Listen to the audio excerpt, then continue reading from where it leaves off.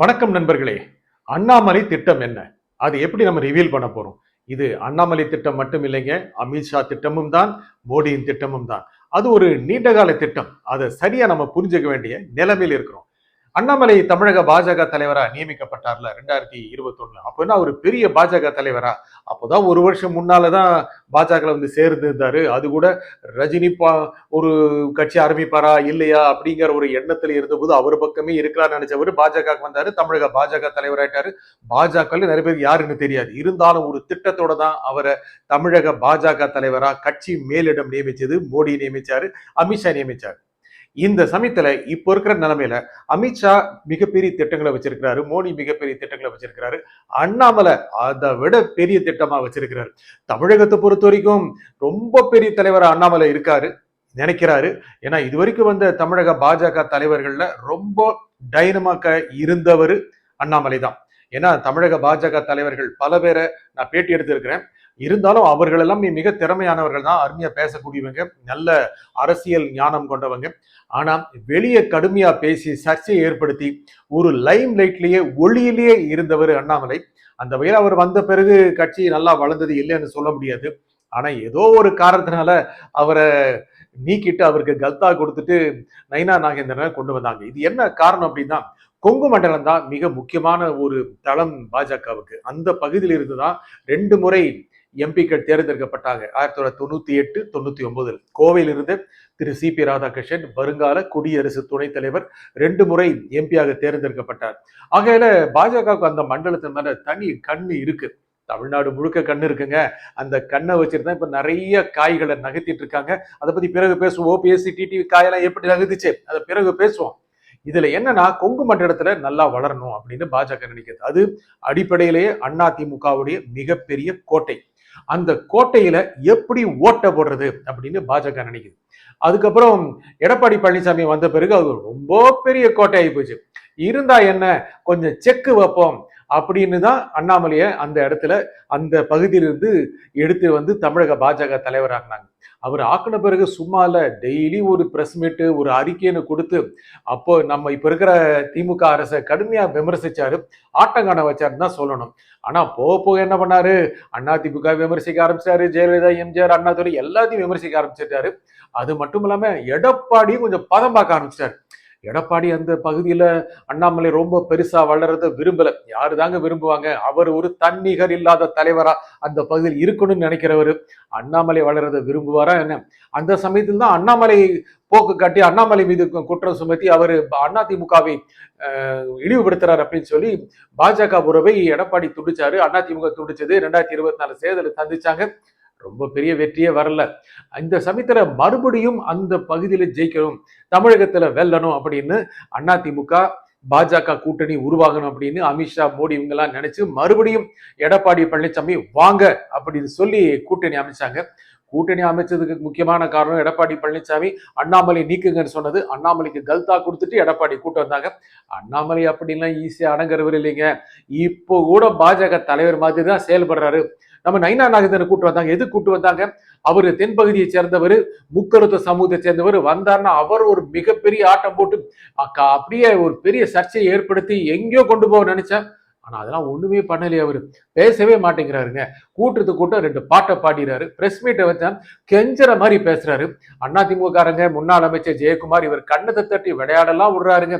இந்த அளவுக்கு இருந்தாருன்னா எப்படி பாஜக தலைவரை மக்கள் அவரை மதிப்பாங்க? அதே மாதிரி உள்ளே இருந்து கொஞ்சம் வேலை பார்க்கிறாரு அப்படின்னு அண்ணாமலை மேலேயும் நிறைய குற்றச்சாட்டு இருக்கு. இந்த மாதிரி இருக்கிற சமயத்துல தான் தமிழகத்தை சேர்ந்த முக்கியமான பாஜக தலைவர்கள் டெல்லி சலோ அப்படின்னு டெல்லிக்கு பயணமானாங்க. அங்க அமித்ஷாவை மீட் பண்ணாங்க. ஆனா அந்த கூட்டத்துல அண்ணாமலை கலந்துக்கல. ஏன்னா அண்ணாமலையோட புகார் சொல்றதுக்காக இவங்க இங்க போயிருக்காங்க. என்ன புகார் சொன்னாங்கன்னு தெரியல, நிறைய புகார் சொன்னாங்கன்னு நமக்கு காதுல வந்து விழுது. இந்த மாதிரி கோஷ்டி சண்டை எல்லாம் வச்சுக்காதீங்க, ஒழுங்கா போய் தமிழ்நாட்டுல ஒற்றுமையா இருந்து வெற்றிக்கு பாடுபடுங்க அப்படின்னு அமித்ஷா அனுப்பிச்சு விட்டாரு. முக்கியமா என்னன்னா அண்ணாமலையை அடக்க முடியல இந்த தலைவர்களால. அவரு பாட்டுக்கு தனியா பேசுறாரு. எடப்பாடி பழனிசாமி முதலமைச்சர் ஆவாரு அப்படின்னு சொல்றத பார்த்தா குட்டி குழந்தை கூட நம்பாத மாதிரி இருக்குங்க. அண்ணாமலை சொல்லி எடப்பாடி பழனிசாமி முதலமைச்சர் ஆவார்னு அண்ணாமலை சொல்லிய நம்ப முடியும்? அவருக்கு உள்ளுக்குள்ள நிறைய திட்டங்கள் இருக்கு. தமிழ்நாட்டில் பாஜக ஆட்சி வர வேணும், அப்படின்னு தமிழக பாஜக மட்டும் இல்ல, தேசிய பாஜக ரொம்ப ஆசைப்படுது. ஏதோ ஒரு நாள் இங்கே பாஜக ஆட்சி வந்தே தீரும் அப்படின்னு நினைக்குது. அதுக்கு என்னென்ன செய்யணும், முக்கியமாக ஒவ்வொரு கட்சியா பலவீனப்படுத்தணும் அப்படின்னு பாஜக நல்ல திட்டத்தோட செயல்படுது. ஆகவே அடுத்த சட்டப்பேரவை தேர்தலில் அதிமுகவையே கூட வச்சுக்கிட்டு எப்படியாவது பாஜக வளரணும்னு நினைக்குது. அதுக்கு அண்ணாமலை வைக்கிற கண்டிஷன் என்ன அப்படின்னா, 150 சீட்டு அதிமுக போட்டி போட்டுச்சுன்னா 70 சீட்டு பாஜக போட்டி போடும். எப்படியாவது அதிமுக ஈக்குவலா சீட்டை ஜெயிச்சுட்டாங்கன்னு வைக்க, அப்போ முக்கியமான ஒரு கட்சியா வளர்ந்துடும். அடுத்த தேர்தல் அவங்களுக்கு தான் அப்படின்னு நான் நினைக்கிறாங்க. அண்ணாமலைக்கு இன்னும் நிறைய திட்டங்கள் இருக்கு. அவருக்கு நிறைய வயசு இருக்குங்க. 5 வருஷம் 10 வருஷம் 15 வருஷம் 20 வருஷம் கழிச்சு கூட தமிழ்நாடு முதலமைச்சர் ஆயிரணும் அப்படின்னு ரொம்ப ஆசைப்படுறாரு. எந்த தலைவர் தான் ஆசைப்பட மாட்டாரு? இன்னைக்கு கட்சி ஆரம்பிச்ச ஒரு குட்டி தலைவர் கூட தமிழ்நாடு முதலமைச்சர் அப்படின்னு ஆசைப்பட மாட்டாரா? அண்ணாமலைக்கு அந்த ஆசை உண்டு. ஆனா பொறுமையா அதை நோக்கி போகணும்னு நினைக்கிறார். அப்படின்னு பொறுமையா இல்ல, உள்ள நிறைய வேலை பார்த்துட்டு தான் இருக்காரு. இந்த தேர்தலில் வரப்போற தேர்தலில் அதிமுக பெருசா ஜெயிக்க வேண்டாமோ அப்படின்னு பிஜேபி நினைக்குதோங்கிற சந்தேகம் இருக்குங்க. சரி, திமுக ஜெயிச்சுட்டு போட்டோம், நம்ம நல்லா வரணும் அப்படின்னு பாஜக நினைக்கிற மாதிரி தெரியுது. இதுக்கு அண்ணாமலை ரொம்ப அதிக அளவுக்கான ஒர்க் பண்ணிட்டு இருக்காரு. மேலும் அண்ணாமலைக்கு ரொம்ப பெரிய பதவி கொடுக்கணும், பொறுப்பு கொடுக்கணும் அப்படின்னு பாஜக மேலிடம் நினைக்கிற மாதிரி செய்திகள் வருது. முக்கியமா அவருக்கு என்ன பொறுப்பு கொடுக்கலாம்? தென் மண்டல பொறுப்பாளர் அப்படின்னு கொடுத்துட்டோம்னா இங்க இருக்கிற எல்லா தலைவர்களுக்கும் மேல அந்த பொறுப்பு கொடுத்துடலாம். இல்லைன்னா வேற ஒரு பொதுச் செயலாளர், தேசிய பொதுச் செயலாளர் பொறுப்பு கொடுக்கலாம். இப்படி எல்லாம் கொடுத்துட்டோம் அப்படின்னா அங்கு வருகின்ற அடுத்த வருஷம் வர்ற சட்டப்பேரவை தேர்தல் அவர் போட்டியிட வேண்டாம். அவரு விரும்பல. போட்டி போட்டு ஜெயிக்கல அப்படின்னா சும்மா தோக்கிற மாதிரி ஆயிரும் இல்ல, ஜெயிக்கிற சமயத்துல வரலாம் அப்படின்னு அவர் நினைக்கிறார். ஏன்னா அவருடைய சீடர்கள்லாம் மலை அண்ணாமலை அப்படி சொல்லிட்டு இருக்காங்க இல்லையா, எல்லாம் சோசியல் மீடியால இப்படிதானே வைரல் ஆக்குறாங்க. இதனால அவர் ஒரு திட்டத்தோட போயிட்டு இருக்கிறாரு.